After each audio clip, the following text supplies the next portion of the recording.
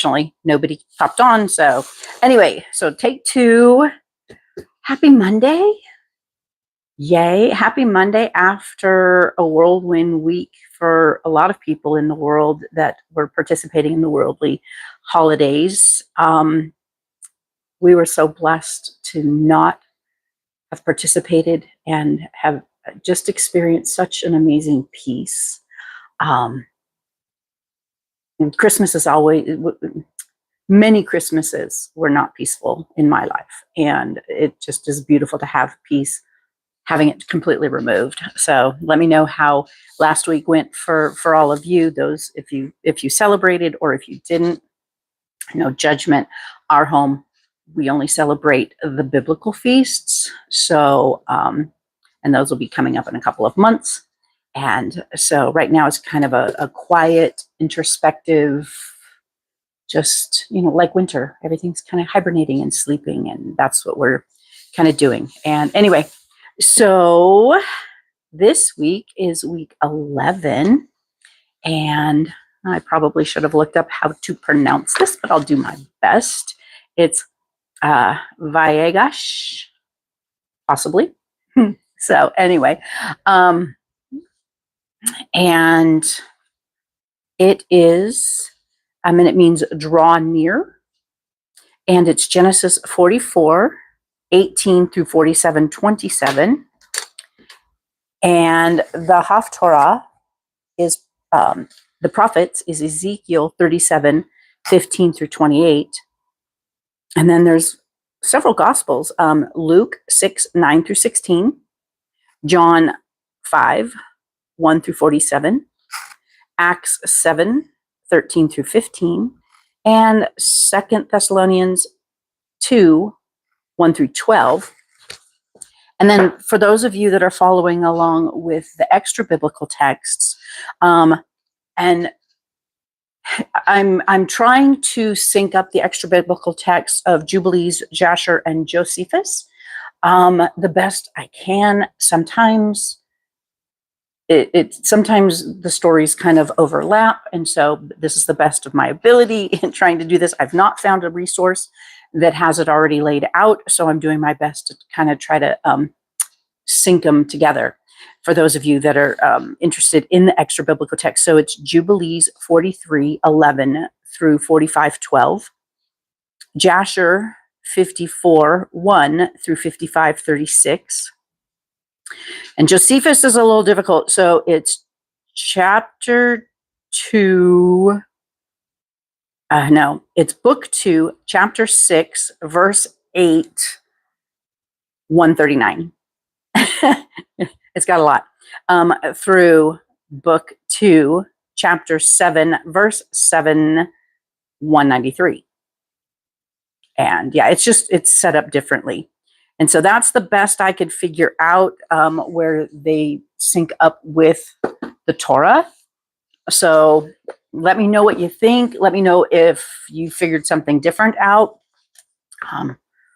Let me know if you follow the biblical texts, if you read the extra biblical text. So let's start with prayer. Father Yah, thank you so much for this opportunity to currently live in a time and space where we have an abundance of your word, and we have different versions, translations, extra biblical, historical writings, so much that we are in a time of plenty. But I believe I hear you saying loudly that we are quickly, and especially through like this portion, we are quickly approaching a time of famine of your word.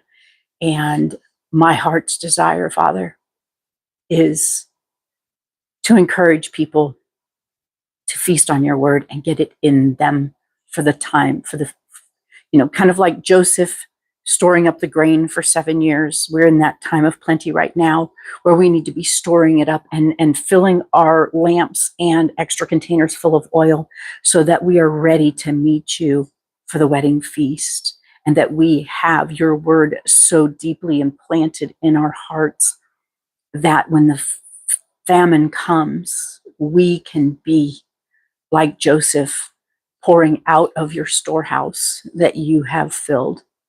Thank you, Yahuwah. Help me to only speak your word, your truths. Help the listeners to give them a passion and a desire to dig deeper into your word, to know your character, and to know how to walk in covenant with you. All for your glory, my King. In your Son, Yeshua's holy name. Amen. All right. So, starting with our commentary from A Year Through Torah, a week-by-week journey for Christians. It says, last week's Parsha, Miketz, something like that. It related how Joseph's imprisonment finally ended after he interpreted Pharaoh's dreams and advised him to prepare for 7 years of coming famine. Greatly impressed by Joseph, Pharaoh then appointed him viceroy over Egypt. The famine then spread throughout the region, and Jacob sent 10 of his sons to Egypt to buy grain, but kept Benjamin at home for fear of his safety. Joseph recognized his brothers, but they did not recognize him and accused them of being spies. When his brothers protested their innocence and gave account of their origin, Joseph demanded that they confirm their story by bringing Benjamin to Egypt, and then imprisoned Simeon as a hostage. When they returned to Canaan, a distressed Jacob finally agreed to send his youngest son, but only upon the sworn promise of Judah for his welfare. When the brothers went back to Egypt the second time, Joseph received them with a feast and released Simeon, but when they left for home the following day, Joseph sent his steward to arrest Benjamin, who had been framed for stealing a planted divination goblet. Judah then appealed to Joseph to be made a slave in place of Benjamin. This parsha begins with Judah's intercession before Joseph. Make sure, yep, everything's working. So it says, then Judah came near unto him and said, "Oh, my Adonai, let thy servant, I pray thee, speak a word in my Adonai's ear, and let not thine anger burn against thy servant, for thou art even as Pharaoh." Genesis 44:18. And it's kind of cool because this portion, I have a bunch of stuff underlined. So this is my second year now going through this. And so it's going to be interesting to see what I underlined and what I end up underlining this year. So Judah began to plead for Benjamin's freedom, explaining that his father deeply loved the boy and that returning to Canaan without him would surely be a cause for his father's death. Moreover, since he had personally pledged for his safe return from Egypt, Judah asked to remain in Egypt as Joseph's slave in Benjamin's place. Because of this act of selflessness, Joseph was convinced that his brothers were different people from the ones who had cast him into the pit. And, I always wondered as I read this story, over the decades that I've been reading the Bible, why was he deceiving them? Why was he? And I learned this past year that it was this through these Torah portions is that he was testing to see if they would just, let Benjamin be taken, or if they truly had a repentant heart and now would, stand up for Benjamin as like they didn't do for Joseph, So he was testing their motives and their heart to see if they were truly repentant and, grieved over what they had done to him, Joseph, and, had to make sure that they were not going to make the same mistake with Benjamin. So upon hearing Judah's poignant plea, Joseph ordered everyone except for his brothers out of the room, and then he wept aloud. And then he revealed himself to his brothers, saying, "I am Joseph. Is my father still alive?" The brothers were dumbfounded and could not answer him, for they were dismayed at his presence. Joseph asked his brothers to draw closer to him as he repeated that he was indeed their long-lost brother, whom you sold into Egypt. He then comforted them, explaining that the famine was to last for 5 more years. But Yahuwah had sent me before you to preserve a remnant on earth, and that it is not you who sent me here, but Yahuwah. He then urged them to return home and bring Jacob to Egypt, where they would live in the land of Goshen and be provided for by Joseph. So everything that Joseph went through, and this is one of my favorite stories, Bible stories, everything he went through of, being put in the pit and then being sold off as a slave and then working as a slave, but Yahuwah always bringing him up and blessing him and making him, raising him up to positions of authority. But still in as a slave, and then, finally even being imprisoned and unjustly imprisoned, and he made the best of it, and Yahuwah blessed him, and it's such a beautiful story, and it was all for the preservation of life, to preserve Jacob's family lineage, the Hebrews, not yet the Hebrews, but soon to be the Hebrews, but the 12 tribes of Israel, to preserve their heritage, their seed, their legacy. So Pharaoh learned of the brothers' arrival and instructed Joseph to tell them to bring Jacob and all the members of his household to Egypt to live in the fat of the land. Pharaoh even offered wagons to assist their journey to Egypt, and Joseph gave them sets of clothing. Benjamin received 5 sets plus 300 shekels of silver, additional provisions, and 20 donkeys laden with the finest things of Egypt as a gift for his father Jacob. The brothers then left for the return trip to Canaan. One of the questions I always had here was, why did they send all this stuff back when they're just going to turn around and have to bring it back? Why did he send them 5 sets of clothing? Why didn't he just what they needed? And because they're going to have to haul all this stuff back. It was just the way my brain works. So upon returning to Canaan, the sons told their father all that had happened, and who, after seeing the gifts sent from Egypt, finally exclaimed, "Is it enough? Joseph, my son, is yet alive. I will go to see him before I die." So Jacob, with 66 members of his household, began the journey to Egypt. Along the way, he offered sacrifices to Yahuwah at Beersheba, where Yahuwah first appeared to him in a vision. And Yahuwah reassured him there about going to Egypt and reaffirmed his promise that he would make his descendants into a great nation there in Egypt, Mitzrayim. The Parsha then lists the names of the direct descendants of Jacob, not including his sons' wives, numbering 66 persons in all, adding Jacob himself and Joseph with his 2 sons, Ephraim and Manasseh. We have a total, and this is so prophetic here. We have a total of 70 who began the generation that lived in Egypt. This number agrees with the Masoretic text of Genesis 46:27, Exodus 1:5, Deuteronomy 10:22. But note that the Septuagint records the number as 75 in Genesis 4:6-27 and Exodus 1:5. Acts 7:14. The sages, and I think this was in the extra biblical, I think this was in Jasher. So let's see, what interesting to see here. The sages have sometimes said that there were 69 who went into Egypt, but then added God himself to the list in fulfillment of what is written, "I will go down with you into Egypt." They said that there was, because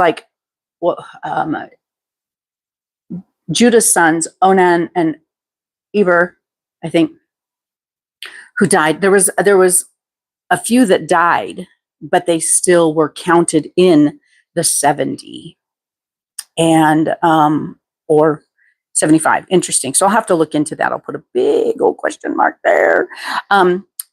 Jacob and his household arrived in Egypt, where Joseph went out to meet him upon his chariot. Israel wept when Joseph embraced him after their 22 years of separation and said, "Now I can die, having seen for myself that you are still alive." Rashi said that Jacob was reading the Shema, Deuteronomy 6:4-5, when Joseph first embraced him. Interesting. So he was reading the Shema of Deuteronomy 6. So that can kind of tell us what time of year if he was doing the Torah portions. Joseph then, and also these 22 years, if I'm not mistaken, it was 22 years that Jacob was away from his father when he went to Laban and to marry, and he had to work 14 years for his two wives, 7 and 7, and then his two wives. And then but he spent a total of 22 years away from his father, Isaac. And so, for being deceptive. And then he was separated from his beloved son for 22 years as well. Joseph then told his brothers to tell Pharaoh that they were shepherds who were detested by the native Egyptians, so that they would be sent to the fertile land of Goshen. A region of Goshen is located in northeastern Egypt in the delta of the Nile River, where it empties into the Mediterranean Sea. The Sinai Peninsula is just to the east. The Parsha ends with Joseph continued to amass a fortune, including cattle and land for the grain held in Egypt's storehouse, which he conferred to Pharaoh. Indeed, he set up a tax system in which a fifth of the land's produce would become property of the state. Only the priests were exempt from this tax. The Israelites lived in Goshen, where they acquired more property and were fruitful and multiplied in number. So yeah, then, as we go down into the Exodus, it's interesting where it started with 70 and then the thousands that leave in the Exodus. So, okay. Let's begin in Genesis. Genesis 44:18.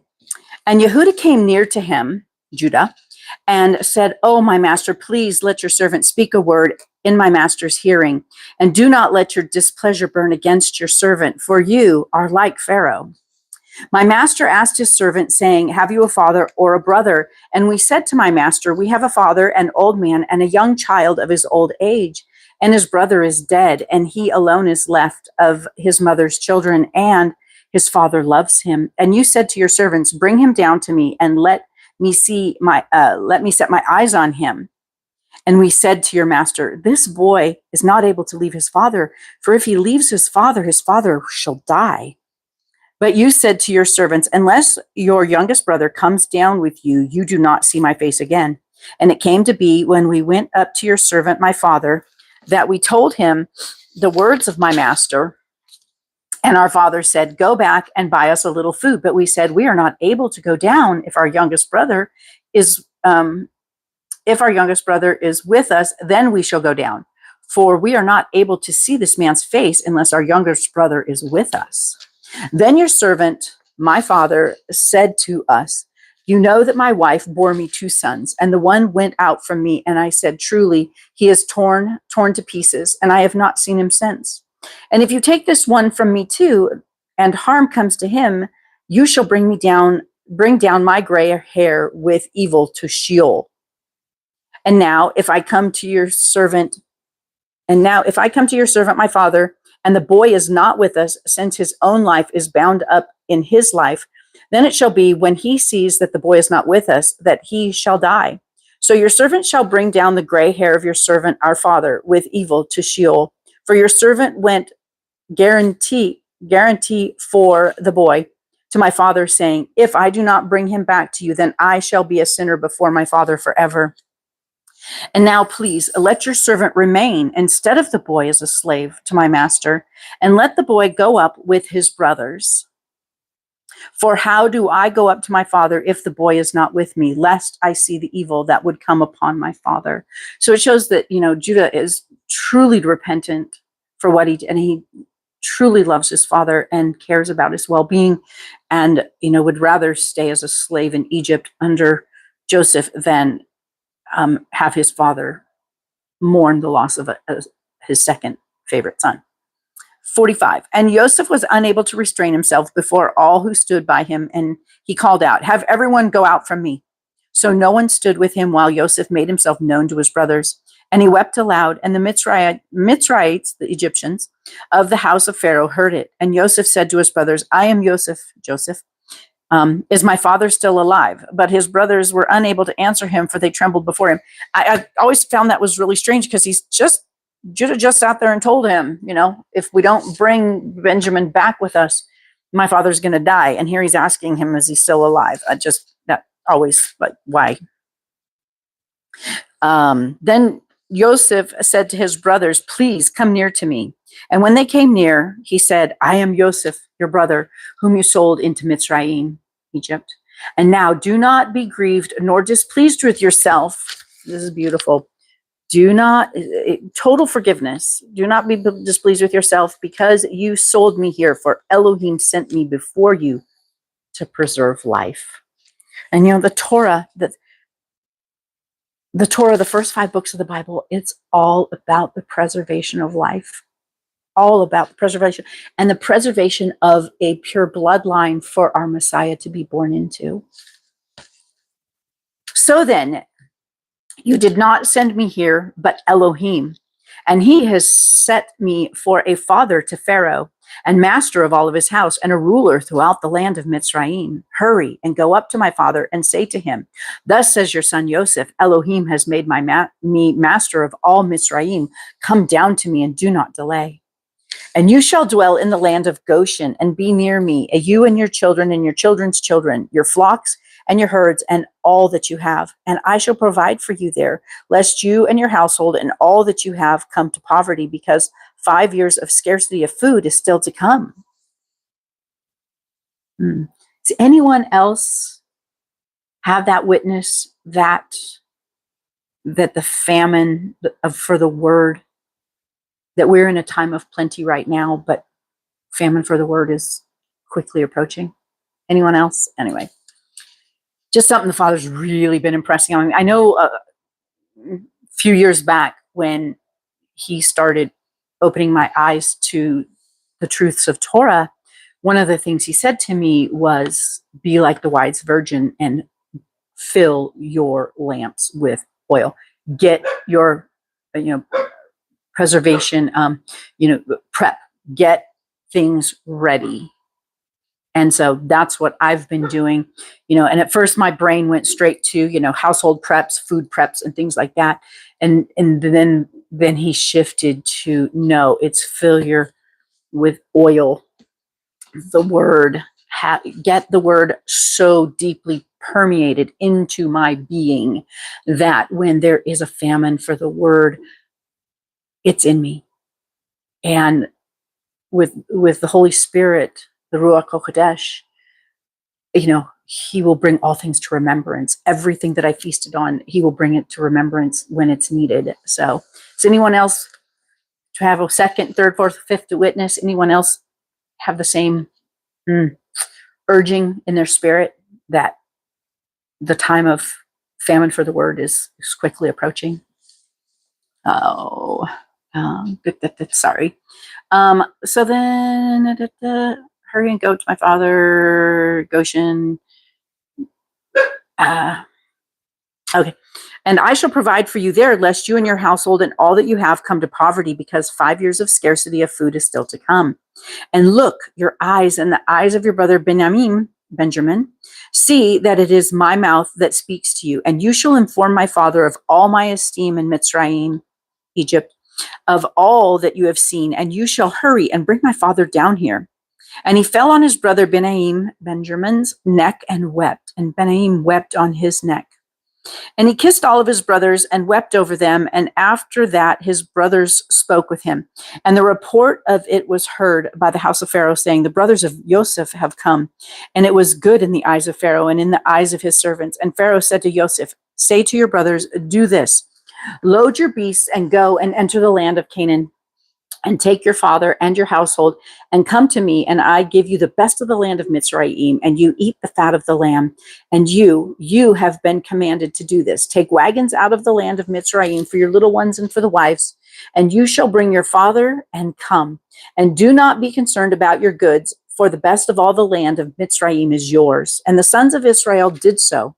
And Joseph gave them wagons according to the mouth of Pharaoh, and he gave them food for the journey. And he gave to all of them, to each man, changes of garments. But to Benjamin, he gave 300 pieces of silver and 5 changes of garments. That's really specific, 300 pieces of silver and 5 changes of garments. I know that there's probably some prophetic spiritual meaning to that. So I'll put a question mark there to go and kind of look into that a little bit more. And he sent to his father 10 donkeys loaded with the best of Mitzrayim, and 10 female donkeys loaded with grain and bread and food for his father for the journey. So he sent his brothers away, and they left. And he said to them, do not quarrel along the way. And they went up out of Mitzrayim and came to the land of Canaan, to Jacob, their father. I always find it interesting how it sometimes he's called Jacob, and sometimes he's called Israel. And I was just kind of always make a note of which one that they're calling him and possibly why. And they told him, saying, Joseph is still alive, and he is governor over the land of Mitzrayim. And Jacob's heart ceased, for he did not believe them. But when they spoke to him all the words which Joseph had spoken to them, and when he saw the wagons which Joseph had sent to transport him, the spirit of Jacob, their father, revived. And Israel, see, now here they call him Israel. And Israel said, enough. My son Joseph is still alive. Let me go and see him before I die. 46. And Israel set out with all that he had and came to Beersheba and slaughtered slaughterings to Elohim of their father Isaac. And Elohim spoke to Israel in a vision of the night and said, Jacob. And he said, here I am. I always love that. And he said, I am the Elohim of your father. Do not be afraid to go down to Mitzrayim, for I shall make you there into a great nation. I myself am going down with you to Mitzrayim. So right there it's saying, wonder if that is interesting. I'll have to go back through the or actually the generations are coming here. Kind of go through and do a tally maybe, and do a count. I myself am going down to you to Mitzrayim, and I myself shall certainly bring you up again. And let Joseph put his hands on your eyes. That one always, and if I remember correctly, Jacob's vision had gotten dull. And let him put his hands on your eyes to heal him. So if anybody has any insight to that, another question mark in my Bible. And Jacob rose up from Beersheba, and the sons of Israel brought their father Jacob and their little ones and their wives in wagons which Pharaoh had sent to transport him. And they took their livestock and their property, which they had acquired in the land of Canaan, and came to Mitzrayim. And Jacob and all the seed with him, his sons and his daughters, and his sons, daughters, and all the seed he brought with him to Mitzrayim. And these were the names of the children of Israel. So I'm just going to kind of take a tally here. So, and these are the names of the sons. Okay, so Israel, Jacob and his sons who came into Mitzrayim. Reuben was Jacob's firstborn, and the sons of Reuben, Hanak and Palu, and Hetzron and Carmi, and the sons of Simeon. So wait a minute. Okay, so we've got Jacob, we've got Reuben, and then we've got Hanak, Palu, Hetzron, Cami. And the sons of Shimeon, so we've got Simeon, of Yamin, Ohad, Yakin, and Sar, and Shaul, son of a Canaanite woman. And the sons of Levi, Gershom, Kehath, and Merari. We'll hear more about those three down the road. And the sons of Yehuda, so Judah, and were and Onan. That's who it is, not the other ones. And Onan. And those are the ones that ended up dying because they were evil in Yahuwah's sight. And Shelah, and Peretz, and Zerah. But and Onan died in the land of Canaan, and the sons of Peretz were Hetzron and Hemel. And the sons of Issachar were Tola, Pua, Joab, and Sered, and Elon, interesting, and Yahalel. And these were the sons of Leah, whom she bore to Jacob in Padan Haram, with his daughter Dinah, or Dinah. All of the beings, his sons and his daughters, were 33. And the sons of Gad were Sphon and Hegi and Shuni and Etzbon and Eri and Arodai and Erli. And the sons of Asher were Yimnah and Yishwa and Yishwi and Beriah and Sarah, their sister. And the sons of Beriah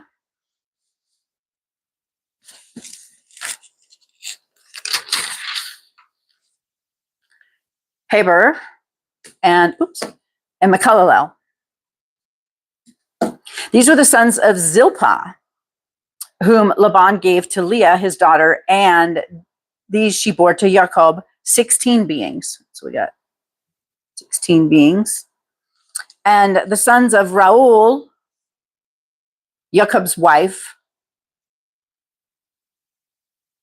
Rachel, Jacob's wife, were Joseph and Benaim. And to Joseph in the land of Mitzrayim were born Manasseh and Ephraim, and whom Asnath, the daughter of Potipharah, priest of Onan, bore to him. And the sons of Benaim, Joseph, and Bela, and Becher, and Ashbel, and Gera, and Naaman, and Ahi, and Rosh, and Muppin, and Huppin. Those ones always crack me up.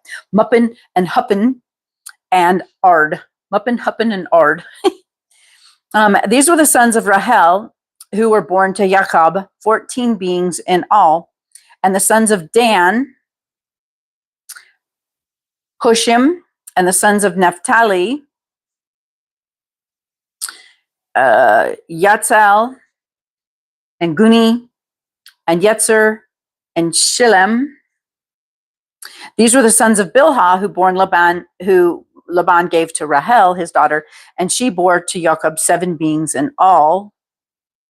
And all the beings who went with Jacob to Mitzrayim, who came from his body, besides Jacob's sons' wives, were 66 beings in all. 5, 10, 15, 20, 25, 30, 35, 40, 45, 50, 55, 60, 65. And this 65, okay. And then I have 6, 7, 8, 9, 70. I have 70. And the sons of Joseph, who were born in Mitzrayim, were 2 beings. All beings of the house of Jacob, who went to Mitzrayim, were 70. And he sent Yehuda before him to Joseph to point out before him the way to Goshen. And they came to the land of Goshen. And Joseph made ready his chariot and went up to Goshen to meet his father Israel, and appeared to him and fell on his neck and wept on his neck a long time. And Israel said to Joseph, "Now let me die, since I have seen your face and you are still alive." And Joseph said to his brothers and to his father's household, "I am going up to inform Pharaoh and to say to him, my brothers and those of my father's house who were in the land of Canaan have come to me. And the men are shepherds, that they have been made men of livestock, and they have brought their flocks and their herds and all that they have. And it shall be, when Pharaoh calls you and says, 'What is your occupation?' you shall say, 'Your servants have been men of livestock from our youth, even till now, both we and our fathers, so that you may dwell in the land of Goshen, for every shepherd is an abomination to the Mitzrayites," to the Egyptians. Then Joseph went, 47. Then Joseph went and spoke to Pharaoh and said, "My father and brothers and their flocks and their herds and all that they possess have come from the land of Canaan, and see, they are in the land of Goshen." And he took 5 men from among his brothers and presented them to Pharaoh. And Pharaoh said to his brothers, "What is your occupation?" And they said to Pharaoh, "Your servants are shepherds, both we and also our fathers." And they said to Pharaoh, "We have come to dwell in the land because there is no pasture for your servants' flocks, for the scarcity of food is severe in the land of Canaan. And now please let your servants sojourn in the land of Goshen. And Pharaoh spoke to Joseph, saying, your father and your brothers have come to you. The land of Mitzrayim is before you. Settle your father and your brothers in the best of the land, and let them dwell in the land of Goshen. And if you know of capable men among them, they may then make them chief herdsmen over my livestock. And Joseph brought in his father, Jacob, and set him before Pharaoh, and Jacob blessed Pharaoh. Interesting. Not beautiful? Jacob blessed Pharaoh. And Pharaoh said to Jacob, how old are you? And Jacob said to Pharaoh, the days and the years of my sojournings are 130 years. Few and evil have been the days of the years of my life, and they have not reached the days of the years of the life of my fathers in the days of their sojournings. And Jacob blessed Pharaoh and went out from before Pharaoh. So Joseph settled his father and his brothers and gave them a possession in the land of Mitzrayim, in the best of the land, in the land of Ramses, as Pharaoh had commanded. And Joseph provided his father and his brothers and all his father's household with bread for the mouth of the little ones. Now there was no bread in all the land, because of the scarcity of food was very severe in the land and the land of Mitzrayim, and all the land of Canaan became exhausted from the scarcity of food. And Joseph gathered up all the silver that was found in the land of Mitzrayim and in the land of Canaan for the grain which they bought. And Joseph brought the silver into Pharaoh's house. And when the silver was all spent in the land of Mitzrayim and all the land of Canaan, and all the Mitzrayims came, all the land of Canaan, so they were selling not just to the Egyptians, Joseph was selling grain to people of all the lands around there. So of the land of Canaan, and all the Mitzrayim came to Joseph and said, give us bread, for why should we die in your presence? For the silver is gone. And Joseph said, give your livestock, and I'll give you bread for your livestock if the silver is gone. So they brought their livestock to Joseph, and Joseph gave them bread in exchange for horses, and for the flocks they owned, and for the herds they owned, and for the donkeys. Thus he fed them with bread in exchange for all of their livestock that year. And when the year had ended, they came to him the next year and said to him, we do not hide from my master that our silver is all spent, and my master is also our livestock he owned. Thus there has not been any left before my master, but our bodies and our lands. Why should we die before your eyes, both we and our lands? Buy us and our land for bread, and let us and our land be servants of Pharaoh. And give us seed, and let us live and not die, and let the land not lie waste. And Joseph bought the entire land of Mitzrayim for Pharaoh, because every man of the Mitzrayites sold his field, because the scarcity of food was severe upon them in the land that came to be Pharaoh's. Now I had a thought yesterday when I was reading through all of this, and it's like, did they participate in, did they observe Jubilees or the Shemitah year, where the land was given back after a period of time? All the Egyptians, they gave their land, their possessions, their homes, their silver, themselves as slaves, all of their livestock. What happened after that? So, and as for the people, he moved them. I thought this was interesting. As for the people, he moved them into the cities from one end of the borders of Mitzrayim to the other end. So everybody moved into the city, so they were more easily managed, probably food-wise and labor-wise and everything. Only the ground of the priests he did not buy, for the priests had from what Pharaoh gave them by law, and they ate that which Pharaoh gave them by law. Therefore, they did not sell their ground. And Joseph said to the people, look, I have bought you and your land today for Pharaoh. Look, here is seed for you, and you shall sow the land. And it shall be that in the harvest you shall give 1/5 to Pharaoh, and 4/5 is your own, as seed for the field, and for your food, and for those of your households, and as food for your little ones. And they said, you have saved our lives. Let us find favor in the eyes of my master, and we shall become Pharaoh's servants. And Joseph made it a law over the land of Mitzrayim to this day, that Pharaoh should have 1/5, except for the ground of the priests only, which did not become Pharaoh's. And Israel dwelt in the land of Mitzrayim, in the land of Goshen, and they had possessions there, and were fruitful and increased exceedingly. So, next is Ezekiel 37:15-28. And the word of Yahuwah came to me, saying, and you, son of man, take a stick. Another one of my favorites here. This is the two sticks, and Yahuwah bringing them back together, which he's doing. It's so prophetic and so beautiful, and it's happening now. You know, this and the dry bones coming back. It's just so. And son of man, take a stick for yourself and write on it for Yehuda and for the children of Israel, his companions, and take the other stick. So one stick, he puts the name of Judah, Yehuda, and his companion, which it was Judah and Benjamin. When they split the northern 10 tribes, I think it was the northern 10 tribes, and then the southern tribes were, I could have that reversed. But there was Benjamin and Judah, and then there was the other 10 tribes. And you, son of man, take a stick for yourself and write on it for Yehuda and for the children of Israel, his companions. Then take another stick and write on it for Joseph, the stick of Ephraim.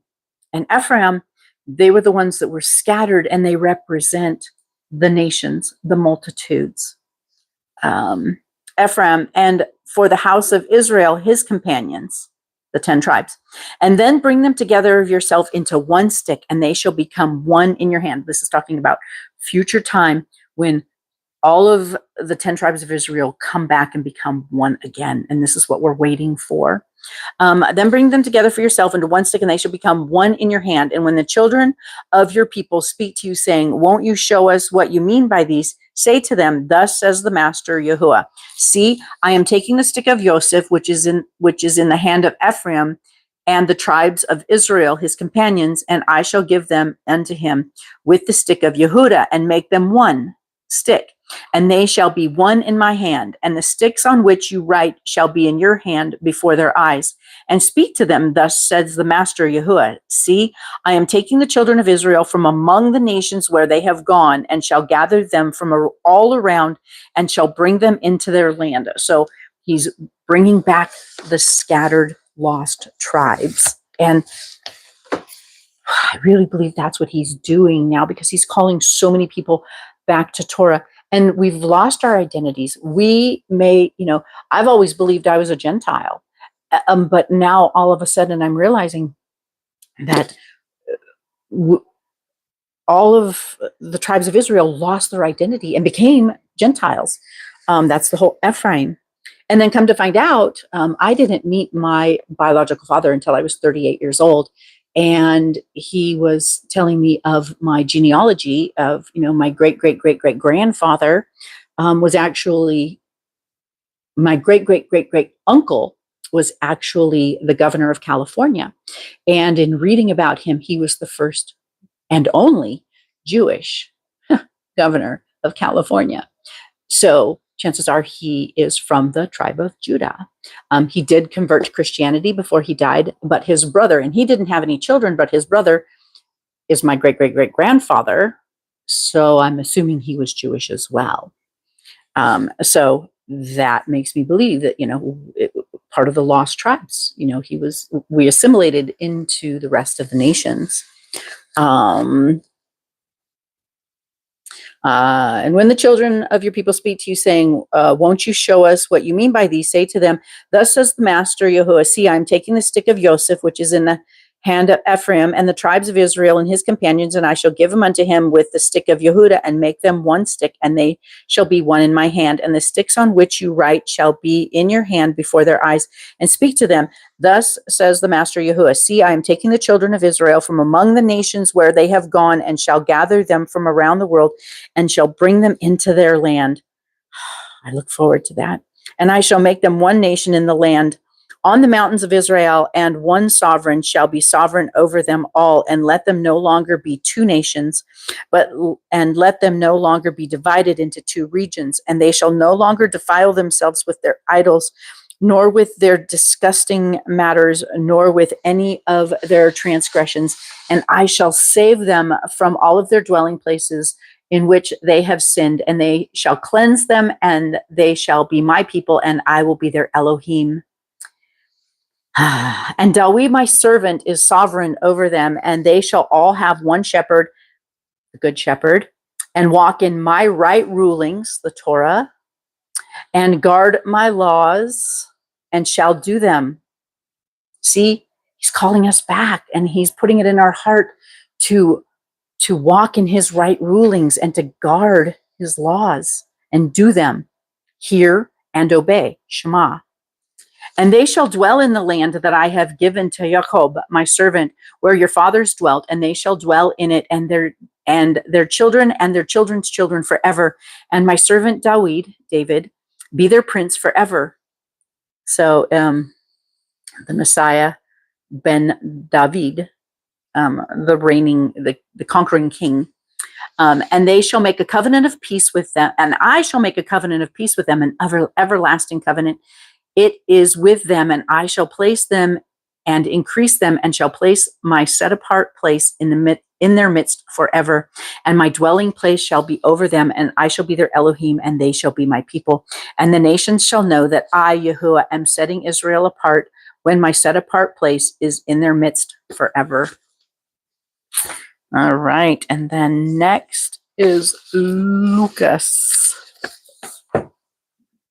Luke 6, 9 through 16. Then Yeshua, Jesus, said to them, I ask you, is it right to do good on the Sabbath or to do evil, to save life or to destroy it? And looking around at all of them, he said to the man, stretch out your hand. And he did so, and his hand was restored as the other. But they were filled with folly and were speaking with one another what they should do to Yeshua. And in those days, it came to be that he went out to the mountain to pray and was spending the night in prayer to Elohim. And when it became day, he called near his taught ones and chose from them 12, whom he had also named emissaries. Shimon, who he called Kepha, so that's Simon Peter, and his brother Andrew, Jacob, Jacob, and Johanan, John, and Philip and Bartholomew, Matthew, and Thomas, Jacob, the son of Alphi, and Shimeon, the one called the Ardent One, Yehuda, the son of Jacob, and Yehuda from Kerioth, who also became the betrayer. Yehuda, Judas. And there was Judas, the son of Jacob, and Judas from Kerioth, who was also the betrayer. Next is John 5, 1 through 47. After this was a festival of the Yahudim, the Jews, and Yeshua went up to Jerusalem, and in Jerusalem at the sheep gate there is a pool, which is called in Hebrew Beth Zatha, having 5 porches. And in these were laying a great number of those who were sick, blind, crippled, paralyzed, waiting for the stirring of the water. For a messenger, an angel, was going down at a certain time into the pool and was stirring the water.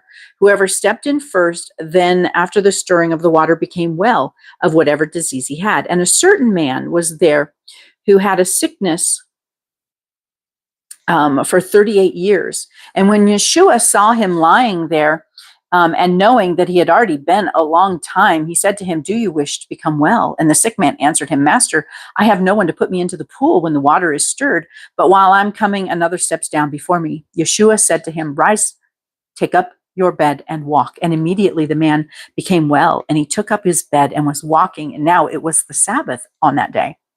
And the Yahudim, the Jews, therefore said to him who had been healed, the Jew therefore said to him who had been healed, it is the Sabbath. Is it not right for you to take up the bed?